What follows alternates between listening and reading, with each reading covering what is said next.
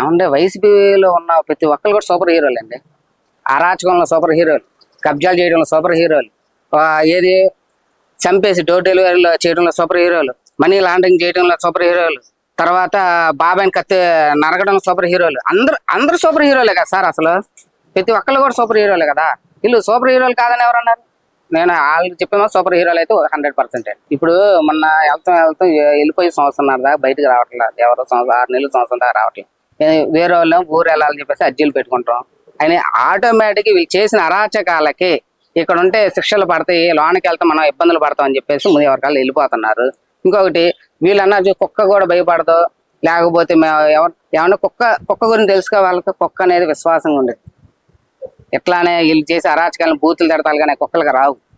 వీళ్ళు చేసి బూతులు తిడతాలు కానీ అరాచకాలు చేస్తున్నారు తప్పితే వీళ్ళు రాష్ట్రాన్ని సుపరిపాలనగా నడుస్తుంది కాబట్టి వీళ్ళు గొడవలు రేపుతున్నారు ఈ విధంగా.